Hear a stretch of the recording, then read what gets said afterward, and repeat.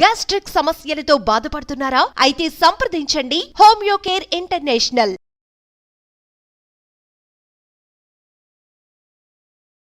నమస్తే, welcome to Suman TV. నేను మీ Suman TV Usha.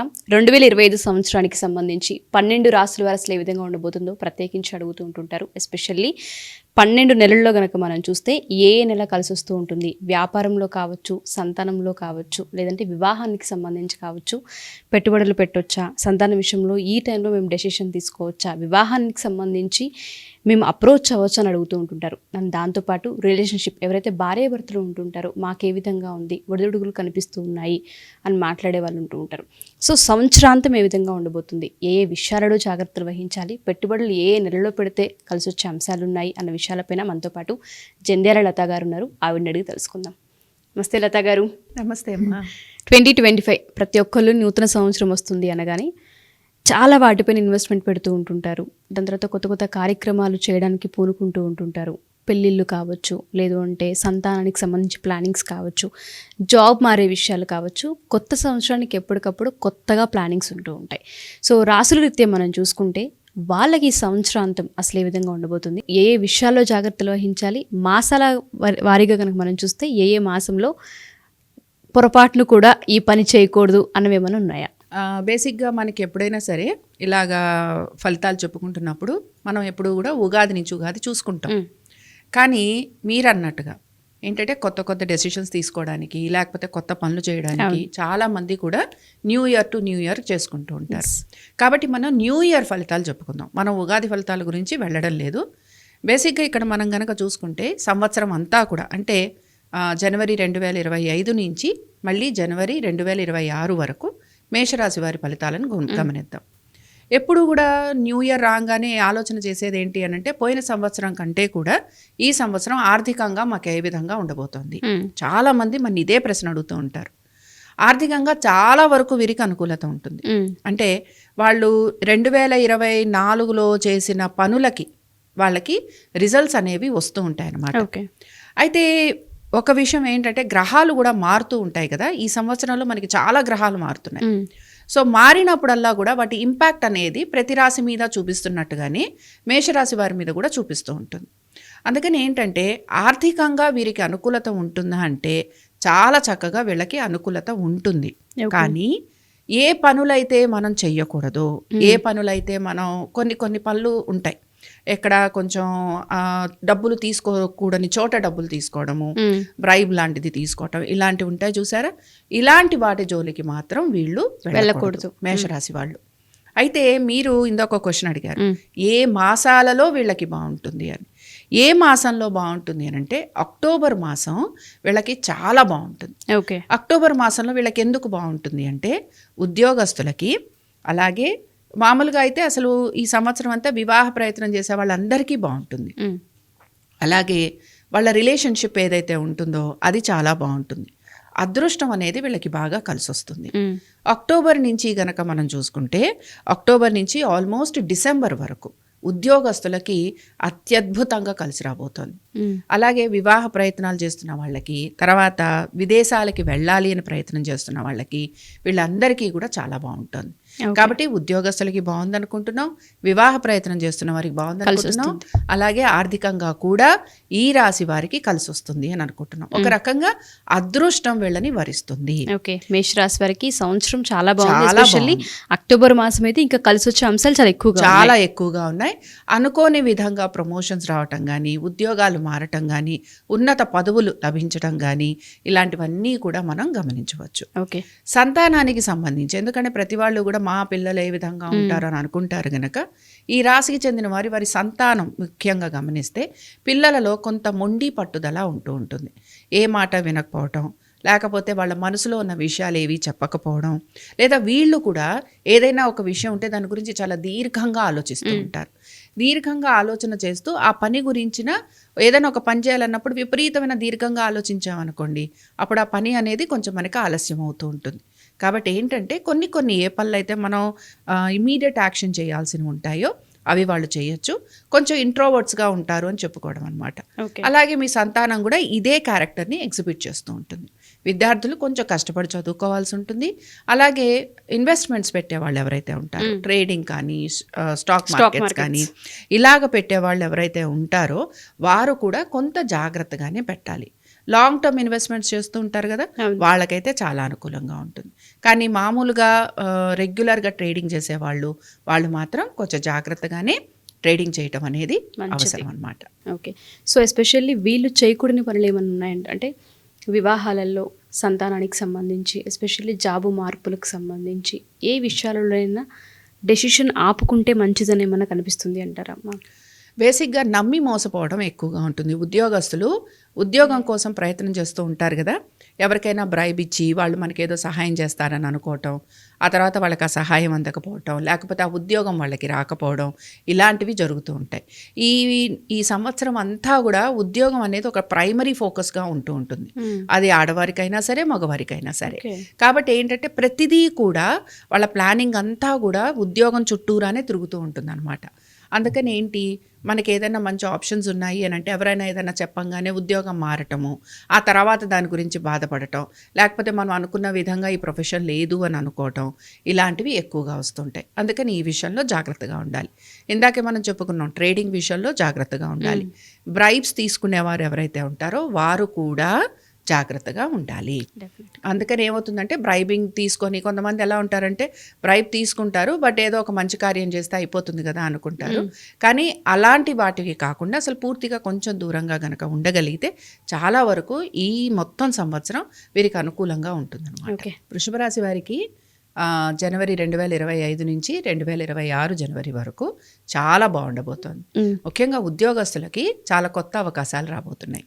అలాగే మంచిగా విదేశాలకు వెళ్ళడం కానీ, చేస్తున్న పనిలో చాలా గుర్తింపు రావడం కానీ, ఆర్థికంగా అనుకూలత ఉండడం కానీ, ఇలాంటివన్నీ కూడా ఈ రాశి వారికి బాగుండబోతోంది. అయితే ఒక్క విషయంలో వీళ్ళు జాగ్రత్త తీసుకోవాలి. ఏమిటి అని అంటే రుణాల జోలికి వెళ్లకుండా ఉండటం, అలాగే కొంతవరకు వీరి యొక్క ఆరోగ్యం గురించి జాగ్రత్త తీసుకోవటం. ఈ 2 విషయాలేనమ్మా. మిగతా అన్ని విషయాలు వీళ్ళు ఈ సంవత్సరం నిజంగా ఏదైనా ప్లానింగ్ చేసుకుంటే, అంటే మా పిల్లల గురించి ఇది ప్లాన్ చేస్తున్నాం, లేకపోతే మేము ఏదైనా ఇల్లు కొనుక్కుంటాం, లేకపోతే మేము ఉద్యోగంలో మారుతాం, లేకపోతే మాకు వచ్చిన ఆపర్చునిటీస్ తీసుకుంటాం, ఇలా రకరకాలుగా మనం ఆలోచన చేస్తాం కదా. ఇలాంటి ఆలోచనలు ఏవి చేసినా కూడా వీళ్ళకి సక్సెస్ వస్తుంది. కాబట్టి ఇక్కడ గోచారం కూడా మనకి చాలా ఫేవరబుల్గా ఉంటుంది వృషభ రాశి వారికి. అందుకని ఈ సంవత్సరం వృషభ రాశి వారికి చాలా చాలా బాగుండబోతోంది. సంతానానికి కూడా చాలా అనుకూలత ఉండబోతోంది. అలాగే సంతానం కనుక విదేశాలకు వెళ్ళాలి అని ప్రయత్నం చేస్తుంటే వాళ్ళకి కూడా అనుకూలత ఉంటుంది. వీరి సంతానానికి వీరు కూడా ఏదైనా వారి ఎడ్యుకేషన్ పరంగా కానీ, లేకపోతే వాళ్ళకి ఏదైనా వివాహం చేయాలనుకోవడం కానీ, లేకపోతే వాళ్ళ ఉద్యోగం ఏ విధంగా ఉంటుందని కానీ ఆలోచన చేస్తుంటే అది కూడా వృషభ రాశి వారి సంతానానికి చాలా అనుకూలత ఉంది. చాలా అద్భుతంగా ఉండబోతోంది. ముఖ్యంగా మనం గమనించేది ఏంటంటే అక్టోబర్ నుంచి వీళ్ళకి ఇంకా అనుకూలత ఉంటుందన్నమాట. అక్టోబర్ నుంచి వీళ్ళకి వివాహ ప్రయత్నం చేస్తున్న వారికి అనుకూలత, అలాగే భార్యాభర్తల మధ్యన అనుకూలత, పార్ట్నర్షిప్స్ చేయాలనుకుంటున్న వారికి అనుకూలత, ఇందాక నేను చెప్పినట్టుగానే కొత్త అవకాశాలు వస్తాయి, కొత్త కొత్త మార్పులు వస్తాయి. చేస్తున్న లైన్ కూడా ఏదైతే వాళ్ళు ప్రొఫెషనల్గా ఉన్నారో ఆ లైన్ కూడా వీళ్ళు మారి వేరే ఆప్షన్స్ తీసుకునేందుకు అవకాశాలు ఉంటాయి.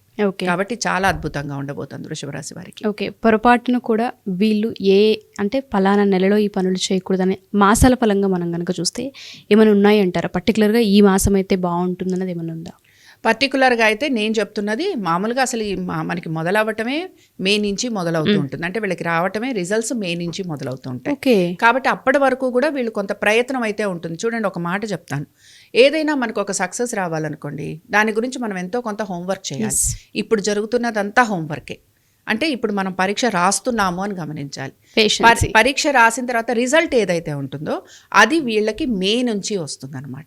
కాబట్టి మే నుంచి ఒకటి చాలా బాగుంది. అక్టోబర్ నుంచి అయితే తప్పనిసరిగా వాళ్ళు రిజల్ట్స్ని ఎంజాయ్ చేస్తారనమాట. కాబట్టి అక్టోబర్ నుంచి డిసెంబర్ వరకు రిజల్ట్స్ని ఎంజాయ్ చేయటం కనపడుతుంది. ఈ లోపల ఆరోగ్యానికి సంబంధించి ఆల్రెడీ డిస్టర్బ్ అయిన వాళ్ళు, ఆల్రెడీ మందులు వాడుతున్న వాళ్ళు ఎవరైతే ఉంటారో వాళ్ళు ఆ మందులు కంటిన్యూ చేస్తూ ఉంటారు. లేదు అనుకున్న వాళ్ళు కొంత ఇబ్బంది పడుతుంటారు. ఒక్క విషయంలో జాగ్రత్త ఏంటంటే ముఖ్యంగా కోర్టు కేసుల జోలికి వెళ్ళకూడదు. అలాగే ఎవరికి పూచీకత్తులు ఉండకూడదు, ఎవరికి కూడా రాసి ఇచ్చేయకూడదు అనమాట. మేము మీకు హెల్ప్ చేస్తాము, ఇదిగో మా ఆస్తులు మీరు కుదవ పెట్టుకొని మీరు తీసుకోండి, ఇలాంటి వాటిల్లో వీళ్ళు నష్టపోతూ ఉంటారు. ఏదైనా ఆర్థిక పరమైన ఇష్యూస్, డబ్బుకు సంబంధించిన లావాదేవీలు, ఆస్తికి సంబంధించిన లావాదేవీల్లో జాగ్రత్తగా ఉండాలి. ఎందుకంటే ఈ సంవత్సరం అంతా వీళ్ళ దగ్గర డబ్బు చాలా బాగా వస్తుంది. అందుకని ఏంటంటే ఆస్తిపాస్తుల మీద దాని మీద బాగా ఇన్వెస్ట్మెంట్ చేస్తుంటారు. కొంతమంది చూడండి ఏమంటారు వాటిని, లిటిగేషన్స్ ఏమైనా ఉంటాయి. సో లిటిగేషన్స్ ఉన్నప్పుడు వాళ్ళు మా ల్యాండ్ పెట్టుకోండి, మాకేదో కొంత ఇంట్రెస్ట్ ఇవ్వండి అంటారు. ఇది పోతుంది అది పోతుంది. సో అలాంటివి చేసుకోకుండా కొంత ప్లానింగ్ చేసుకొని ప్లానింగ్ ప్రకారంగా కనుక వీళ్ళు వెళ్ళగలిగితే ఈ సంవత్సరం అంతా వృషభ రాశి వారికి చాలా బాగుంది. మెయిన్గా ఈ సంవత్సరం అంతా కూడా మిథున రాశి వారు దేని మీద ఫోకస్ చేస్తారు అనే దాన్ని గమనిద్దాం. ఇప్పుడు ఈ రాశి వారికి మనం చాలా ముఖ్యంగా చెప్పుకోవాల్సినవి 3 విషయాలు ఉన్నాయి. ఒకటి ఏమిటి అని అంటే వారి సంతానం గురించి, రెండోది ఏంటి అని అంటే వివాహం కాని వారు, వివాహ ప్రయత్నాలు చేస్తున్న వారికి అనుకూలత, అలాగే ఎవరైనా లవర్స్ ఉన్నారు వాళ్ళు కూడా పెద్దవాళ్ళని ఒప్పించి పెళ్లి చేసుకోవాలి అనుకుంటున్న వాళ్ళు ఉంటారు కదా, వాళ్ళకి అనుకూలత.